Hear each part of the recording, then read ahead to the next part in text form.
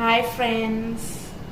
So ఇవాళ మన ఛానల్లో మనం చికెన్ పకోడీ ఎలా చేసుకున్నామో చూద్దాం. సో చికెన్ పకోడీకి కావాల్సిన మెయిన్ ఇంగ్రీడియంట్స్ చికెన్, పసుపు, ఉప్పు, కారం, రైస్ ఫ్లోర్ అంటే బియ్యం పిండి, కార్న్ ఫ్లోర్, కరివేపాకు, లెమన్, గరం మసాలా, చికెన్ మసాలా, మిర్చి, అల్లం వెల్లుల్లి పేస్ట్ అండ్ ఫుడ్ కలర్. ఇది ఆప్షనల్. ఇప్పుడు ఫస్ట్ పసుపు యాడ్ చేసుకుందాం చికెన్లోకి. నెక్స్ట్ సాల్ట్ యాడ్ చేసుకుందాం మన టేస్ట్ తగినంత. నెక్స్ట్ మిర్చి పౌడర్ కొంచెం ఎక్కువ యాడ్ చేసుకోండి, ఎందుకంటే స్పైసీగా ఉంటే టేస్ట్ బాగుంటుంది కాబట్టి. And next garam masala, chicken masala and కరివేపాకు and ginger garlic paste, rice flour, corn flour ఇవన్నీ కలిపి యాడ్ చేసేసుకోండి.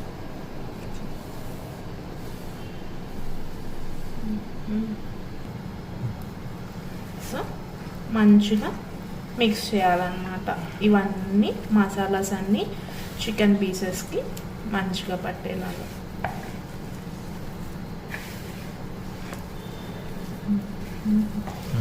సో చికెన్ ఇలా మంచిగా కలిపేసుకున్నాక, మసాలాస్ అన్నీ పట్టేలాగా, ఉప్పు కారం పట్టేలాగా కలుపుకున్నాక కొంచెం ఫుడ్ కలర్ వేసుకుందాం.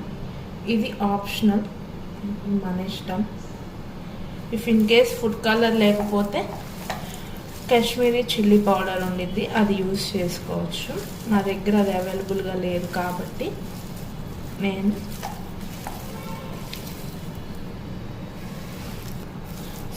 ఫుడ్ కలర్ వేసుకున్నాను అనమాట. ఇలా ఫుడ్ కలర్ కూడా వేసుకున్నాక లాస్ట్లో ఒక హాఫ్ చెక్క లెమన్ పిండుకుంటే టేస్ట్ అనేది బాగుంటుంది.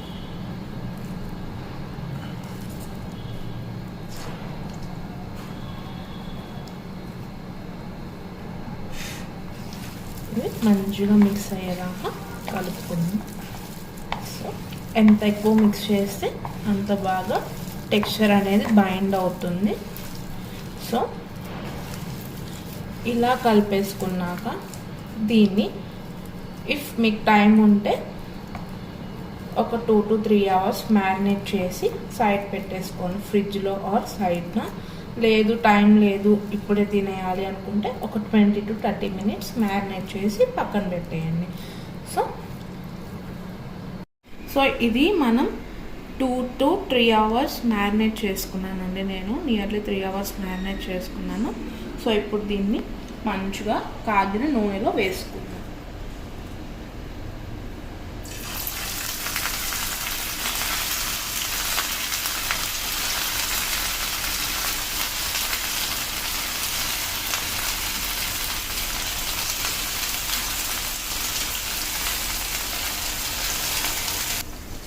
సో ఇలా చికెన్ ఇందులో ఆయిల్లోకి వేసాక హై ఫ్లేమ్ మీద 2 minutes అండ్ 6 to 7 minutes లో ఫ్లేమ్ మీద కుక్ చేసుకోవాలి. అప్పుడు పీస్ లోపల నుంచి మంచిగా టెండర్గా జ్యూసీగా కుక్ అవుతుంది అన్నమాట.